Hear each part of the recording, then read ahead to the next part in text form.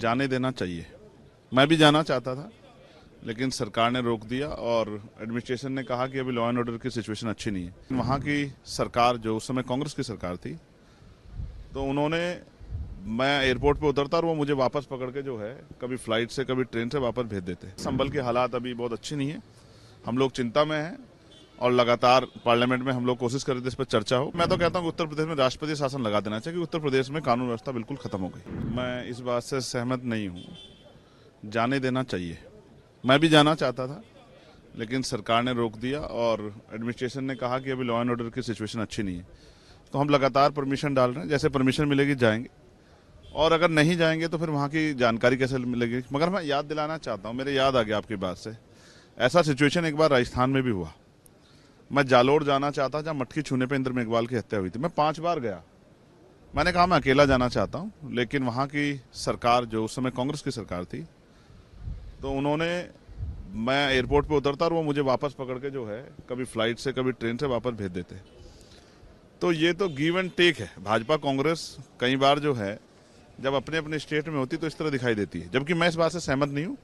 संविधान सबको अधिकार देता है और उसका पालन होना चाहिए। इस विषय में भाजपा कांग्रेस की शैली एक है, जब वो अपनी सरकारों में होता है और वो वहाँ अगर कोई कमजोर वर्ग का व्यक्ति किसी अन्याय पर लड़ने जाता है तो वो भी रोकने काम करते हैं। तो उनको, मैं तो ये कहूँगा कि सभी को अपनी जो है स्टेट लीडरशिप को कहना चाहिए कि इस घोर कृत्य को ना करें, वरना एक दूसरे से सीखते हैं। रही बात संभल की, संभल के हालात अभी बहुत अच्छी नहीं है, हम लोग चिंता में हैं और लगातार पार्लियामेंट में हम लोग कोशिश कर रहे थे इस पर चर्चा हो। कोई विस्तृत चर्चा नहीं हुई, संभल पे चर्चा होनी चाहिए, संभल में लोग जान गए, उस पर चर्चा होनी चाहिए। और जो अहंकार सरकार को है उत्तर प्रदेश की, और जो गुंडागर्दी सरकार कर रही है, उस गुंडागर्दी से भी निजात मिलनी चाहिए। मैं तो कहता हूँ कि उत्तर प्रदेश में राष्ट्रपति शासन लगा देना चाहिए, कि उत्तर प्रदेश में कानून व्यवस्था बिल्कुल खत्म हो गई।